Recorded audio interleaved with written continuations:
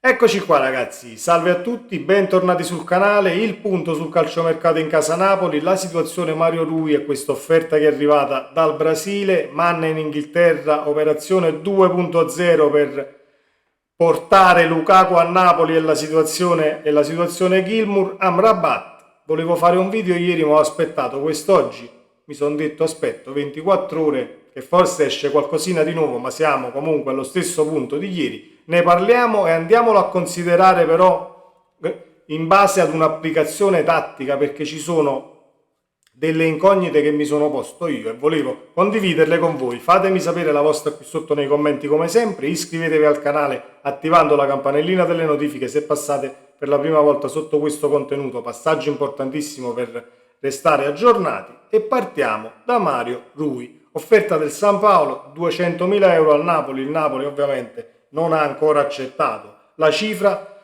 il calciatore gradirebbe la destinazione, ci sarebbe l'accordo fino al 2026. 200.000 euro, lo so, sono pochi, sembrano pochi, non siamo la bancarella del Torrone, siamo d'accordissimo, però ti togli l'ingaggio di Mario Rui, che finirebbe comunque fuori rosa, perché non è che da un giorno all'altro viene reintegrato e Mario Rui diventa il titolare di quella fascia sinistra a centrocampo, e quindi diciamo operazione da fare, ma il Napoli non ha accettato perché tirerà un tantino sui soldi, credo, e si accorderà, mi auguro, a qualcosina in più, perché anche per me 200.000 euro sembrano un po' pochi, ma vedremo come andrà a finire. Manna 2.0 in Inghilterra, si legge è il Lukaku Day. Andiamoci un attimo con calma, perché non credo che poi Manna in Inghilterra e oggi Lukaku viene chiuso, scende a Napoli, firma, fa le visite, anche perché solo per fare le visite mediche e per firmare il contratto se ne passeranno 3-4 giorni dal momento dell'accordo, quindi non è nessun Lukaku Day. E Gilmour aspetta ovviamente il Brighton, il via libera del Brighton, perché il Brighton deve tesserare l'eventuale sostituto. C'è l'accordo con il calciatore, c'è anche l'accordo con il Brighton, a quanto si legge, però c'è solo questo intervallo, questo lasso di tempo che deve comunque passare per far sì che il Brighton poi si copra in quella posizione e tesseri l'eventuale sostituto. La situazione Amrabat, mi volevo soffermare proprio qui, perché al di là di Chiariello, ma non è un video assolutamente contro Chiariello, io non ho mai fatto dissing contro giornalisti e quant'altro, però quando leggo considerazioni che sono un tantino fuori luogo, è giusto che io esprima il mio parere se sei d'accordo o meno d'accordo. Se Chiariello, che comunque Chiariello come altri che hanno una cassa di risonanza molto larga, se ne escono il Napoli con Neres Lukaku Quara ha un attacco da scudetto.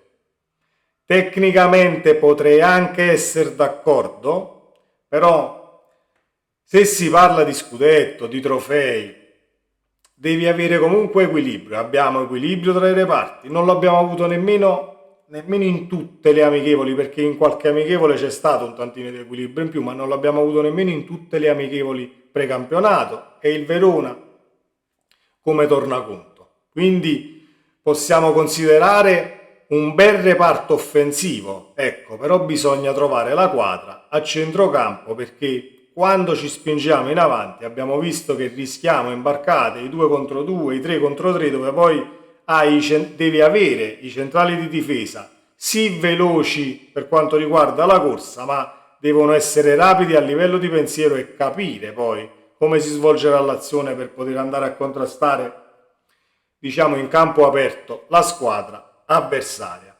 Dal punto di vista tattico, Amrabat, calciatore che a me non dispiace nella maniera più assoluta dal punto di vista tecnico e per come e per ciò che potrebbe dare, ecco, al centrocampo del Napoli, calciatore che recupera palloni, calciatore che diciamo legge l'azione come si deve e cerca di fare sempre la cosa giusta. Molte volte ci riesce per quanto riguarda il rischiare il passaggio, ecco, che è quello che è mancato un tantino col Verona nei primi 20 minuti, dove a sinistra molte volte eravamo liberi con Quara e lo stesso Spinazzola, e Anghissà e anche Lobotka hanno preferito comunque ripartire da dietro, tornare a destra e quindi non rischiarlo il passaggio. Amrabat il passaggio lo rischia, calciatore che ha, per quanto mi riguarda, anche discrete doti a livello offensivo, andrebbe a migliorare il reparto in mediana. Ma dal punto di vista tattico,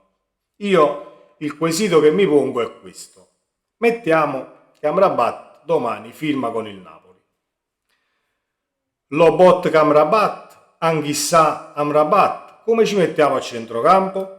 Perché poi, nel caso dovesse arrivare il calciatore, io un pensierino nel mettermi a 3, ovvero un 3-5-2, lo farei. Però, c'è un però, chi siedi lì davanti? Perché poi devi sedere uno dei due trequartisti, o Neres o Quara. Quindi è ingarbugliata come situazione e non credo che possa rendere al 100% un Amrabat di turno se restiamo così schierati in campo, ovvero con i due mediani. Quindi è ingarbugliata solo nella mia mente, è una mia personale considerazione, non sto qui assolutamente a fare video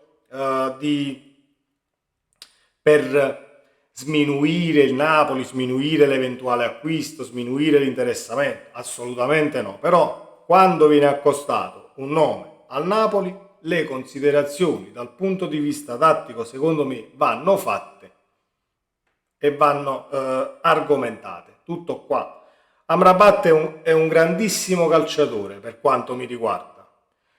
Si potrà dire sì, ma quella al Manchester non ha fatto niente, però c'è da considerare una cosa: Amrabat anche nel Marocco, dalle interviste, dalle dichiarazioni anche passate, è un calciatore che soffre la discontinuità per quanto riguarda l'essere schierato, quindi dovrebbe, diciamo, stare in pianta stabile nella società che lo acquista. A Manchester ci sono stati alti e bassi, al di là di allenatori cambiati sulla panchina, hanno fatto acquisti comunque alla rinfusa, quindi quando c'è un tantino di discontinuità è un calciatore che si perde, e poi per poi ritrovare l'Amrabat della Fiorentina c'è bisogno di tempo, quindi lo acquisti, dovresti metterlo in campo e dargli la titolarità per quanto mi riguarda, se vuoi che il calciatore ti renda poi al 100%. Poi se Conte sarà talmente abile a sfruttarlo a partite in corso, facendolo giocare una partita sì, l'altra no, comunque saltuariamente, comunque rende il calciatore, ben venga. Però nello storico e per ciò che è stato Amrabat comunque soffre questa discontinuità. Se non lo schieri sempre, tutte le partite, gli dai fiducia, cala un tantino il rendimento, e noi di rendimento che cala in mediana non ce lo possiamo permettere. Non ce lo possiamo permettere, perché altrimenti rischiamo di ritrovarci ad essere quel colabrodo che eravamo l'anno scorso. La partita con il Verona, è vero, è una sola partita, non possiamo trarre giudizi finali, ecco, da questo punto di vista. Però per me serve un centrocampista in più, se ti vuoi spingere così avanti poi con la linea. Nel caso tu vuoi rimanere più guardingo senza fare la partita nella metà campo avversaria, allora ci può anche stare che ti metti con un 3-4-2-1, diciamo, scavalchi la linea avversaria per la punta, parti in contropiede, Neres vai preso, Quara comunque calciatore che ha gamba, potresti tranquillamente rendere così. Però se ti metti nella metà campo avversaria con i due mediani sulla linea dell'area di rigore, quando noi scendiamo poi sulle fasce ed arriviamo sul fondo, ecco che due passaggi fatti bene e ti ritrovi con i due centrali del Napoli che devono affrontare il contropiede avversario, e molte volte, non avendo rapidità, diciamo, da vendere tra i centrali di difesa, forse è Buongiorno il più veloce, se non vado errato, ma poi vedremo chi ha più gamba e velocità. Buongiorno sembra il più veloce, ma Rachmani soffre comunque in campo aperto, ha sofferto l'anno scorso anche con una difesa a 4, non è un problema di difesa a 4 o di difesa a 3, è proprio un problema in campo aperto che comunque con l'avversario di fianco molte volte viene bruciato e quindi non possiamo permetterci questa situazione. Altra considerazione tattica e chiudiamo: nei due braccetti il Napoli deve avere due calciatori che non ci possono mettere 6 tocchi per impostare l'azione e per far partire poi l'azione, anche se tu ti vuoi mettere nella metà campo avversaria e vuoi avere tu il pallino del gioco. I due braccetti devono essere molto rapidi nello scambiare con gli esterni e proporsi poi in avanti. Abbiamo l'Inter come riferimento. Io prendo l'Inter come riferimento perché con il 3-5-2 Inzaghi ci stava vincendo una Champions League, ci ha vinto lo scudetto e comunque è una squadra che gioca discretamente bene a calcio con quel modulo, e quindi se andiamo a vedere le partite dell'Inter e come si muovono i braccetti in quel di Milano, devono essere molto rapidi, non puoi stoppare il pallone, pensare 3 secondi, poi lo ritocchi e poi scegli a chi passare la palla, la dai a Lobotka te la ridà indietro. No, assolutamente no. Non si può perdere tutto quel tempo perché vanifichi poi l'azione offensiva, anzi non la fai proprio partire. Quindi bisogna dialogare sugli esterni per poi proporti come braccetto anche in avanti. In quel caso deve scalare il mediano, scala il mediano e si mette a centrocampo Lobotka con chissà in fase di copertura senza andare tutti in avanti con Miciuc, 8 giocatori in avanti, perché la squadra avversaria può essere anche l'Egnatia di turno, con 2 passaggi va in porta, e se la squadra avversaria ha un solo calciatore o uno e mezzo che è molto veloce e rapido, si presenta davanti a Meret senza alcun problema. È vero che i gol che abbiamo preso contro il Verona era su una difesa schierata negli uomini, secondo me, sbagliatissimi. Vedremo se poi Buongiorno dovesse recuperare per il Bologna, perché le ultime lo darebbero titolare. Usiamo il condizionale perché ancora non c'è la certezza, e quindi si legge che Di Lorenzo dovrebbe fare il quarto come doveva essere anche a Verona, e Olivera braccetto di sinistra. Speriamo che recuperi, perché non dico forse il secondo gol non lo prendevi, il secondo gol lo prendevi contro il Verona, perché là l'errore sta a centrocampo nel non fare fallo e nel perdere quel pallone, eravamo anche in superiorità. Però forse sul primo nel caso si fosse trovato Buongiorno e non Juan Jesus sull'attaccante del Verona, molto probabilmente gli era appiccicato e non così lontano. Però è facile parlare dopo, è solo una mia considerazione assolutamente personale, poi aspetto la vostra qui sotto nei commenti. Queste erano le ultime di calciomercato, speriamo che sia il Lukaku Day a quanto si legge, ma ci vorrà ancora tempo per questioni sicuramente burocratiche ed economiche.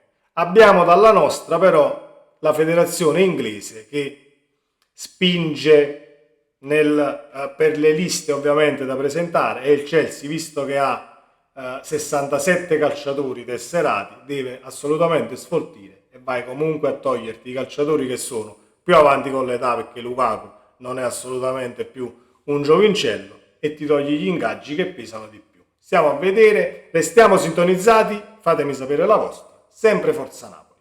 Ciao!